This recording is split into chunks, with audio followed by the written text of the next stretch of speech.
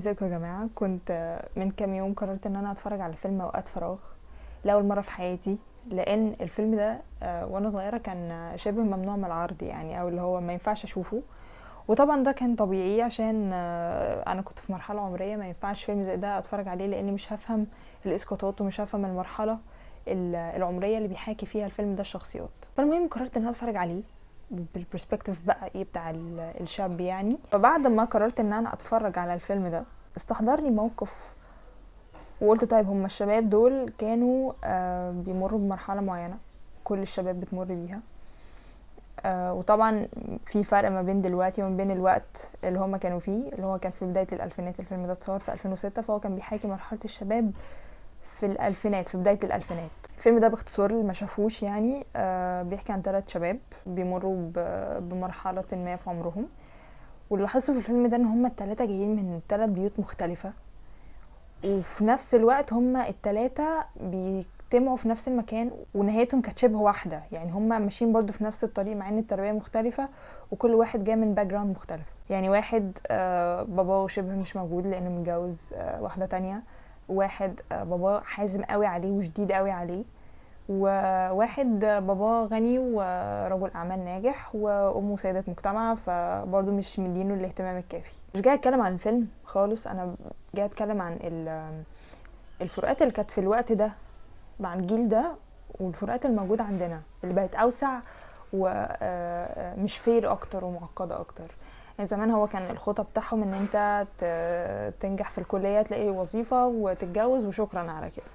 دلوقتي المعايير بقت اتقل، بقت اوسع، بقت حاطه عليك ضغط اكتر من اي وقت فات. دلوقتي في الاغلب يعني عشان تبقى ناجح يبقى لازم عندك البراند بتاعتك او البيزنس بتاعك وسي او حضرتك ومحقق اول $1,000,000 في سن ال21 وجايب عربيه مش عارفه ماركه ايه وبتاع، لان زمان المقارنه كانت محدوده قوي، ما كانتش موجوده دلوقتي بالشكل الكبير ده. زمان انت في الوقت ده مثلا ممكن كنت تقارن بحد من قرايبك، حد من صحابك اشطر منك، بس دلوقتي المقارنه بقت صعبه قوي. بلد تانية وما يسمعش عنك اصلا مجرد ان هو حقق حاجه انت ما وصلتلهاش، لان انت شايف على السكرين 24 ساعه هو بيعمل ايه وما بيعملش ايه وايه البوستات اللي بينزلها.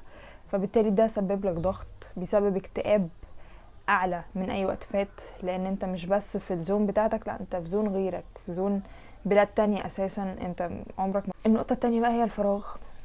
لو هما بقى في الفيلم كانوا بيزهقوا بسرعة واللي هما بيملوا بسرعة، اللي احنا كل يوم مش عارفة بنروح النادي وبعد كده بنروح نقعد على القهوة ومش عارفة عندهم سيستم كده. انا مش عايزة احرق الفيلم على مشافوش يعني، بس في سيستم معين هما ماشيين بيه. دلوقتي طبعا في فراغ جدا عن اي وقت فات، بس هما كانوا بيحاولوا يعالجوه بالطرق بتاعتهم، بس دلوقتي الفراغ بقى موجود بس انت مش واخد بالك منه عشان بقى فيه مشتتات كتير وان انت مش واعي ان انت متشتت.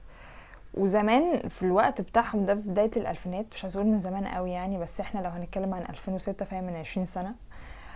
ففي الوقت ده انا ما اعتقد ما كانش في حد بيعاني قوي من الداي دريمينج اللي ممكن يبقى فيه شباب كتير بتعاني منها، منهم انا طبعا. وحكيت عن الموضوع ده قبل كده. فبالتالي بقى في ناس كتير دلوقتي بقوا بيعانوا من الداي دريمينج او ان احلام اليقظه، ان انت بقى بتتخيل بقى وبتروح وتيجي من كتر ما اللي انت بتشوفه.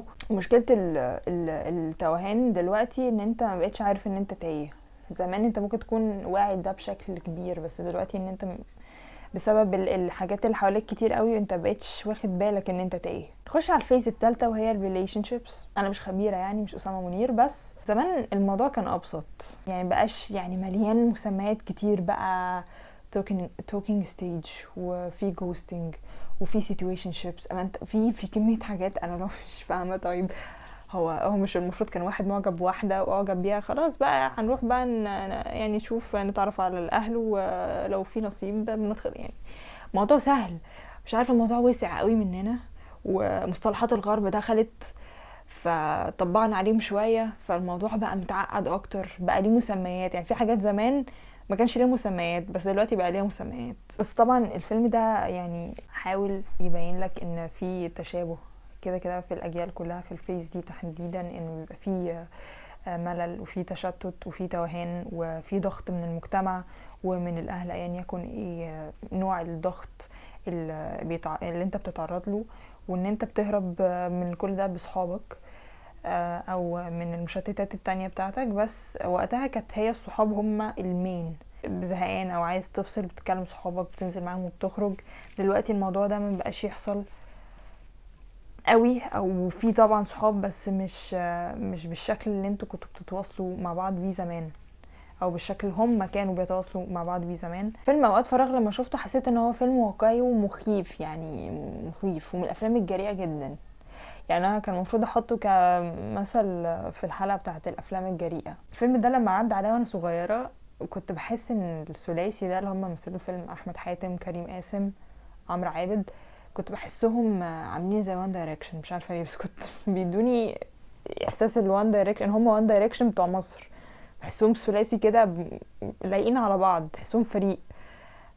بالذات احمد حاتم كنت بحسه هير ستايلز، مش عارفه ليه، مع اني ما كنتش من متابعين قوي وان دايركشن، بس كنت بحسهم وان دايركشن. مش عارفه، انا حسيت انا عايزه اقول المعلومه دي فقلت اقولها. يعني مش عارفه، كنت قريت كده من حبه حلوين ان جنريشن زي اللي هو الجنريشن بتاعنا يعني اخر جيل هيبقى الجيل اللي عاصر الدنيا من غير الانترنت لفتره. يعني كل الجنريشنز اللي جايه عصرت الانترنت بشكل او باخر. يعني هو بعد جين زي في جنريشن الفا، ودولت بقى اتولدوا والنت موجود. احنا لما كنا موجودين يعني قول لا، يعني الانترنت كان لسه في اوله، وكان بلاك بيري بقى والكلام ده، فمش زي دلوقتي خالص. فحسيت اللي هو واو، لاحظت ده اللي هو صدق فعلا احنا اخر جيل ممكن نكون شفنا الدنيا من غير الانترنت لمدة وبعد كده انتهت. بما ان احنا بنتكلم عن فيلم اوقات فراغ، والله انا حاولت اشوف فيلم تاني شبهه يكون حديث شوية. كان في فيلم اسمه، كان قديم مش قوي بس اتعمل بعديه، كان اسمه الجيل الرابع، كان في احمد مالك، كان في برضو شباب تانيين بس انا مشوفتوش، فانا مش هعرف ارجح فيلم انا مشوفتوش. فبالتالي بان ان احنا بنتكلم عن فيلم اوقات فراغ، فانا ترجيحي النهارده الفيلم السهرة ويبقى فيلم اوقات فراغ. للي ما شافوش يشوفوا. طبعا البرسبكتيف بتاعك هيختلف عن زمان لو انت شفته زمان وانت صغير، ولو انت شوفه تاني، لان ما اعتقدش ان الفيلم ده بيتعرض على التلفزيون، فهو اكيد نسيه. يعني معلش قبل ما اقفل، في حاجه كده كنت عايزه اشاركها يمكن لو حد خد باله او كان عامل زي يعني. لما كنت الفيلم ده بعدي عليه كده، العربيه بتاعت شخصيه حازم اللي هو احمد حاتم يعني، كانت شكل الشورك كانت بتعجبني جدا، كنت بشوفها روشه، كانت روشه تحت مصيبه سودا. ان انا لما شفت الفيلم ده دلوقتي ستيل عجباني الشكل بتاع الشورك ده. فبس كده، مفيش حاجه تانية بصراحه عايزه اشاركها ليها علاقه بالفيلم ده، انا شاركت كل افكاري. اشوفك على خير، باي باي.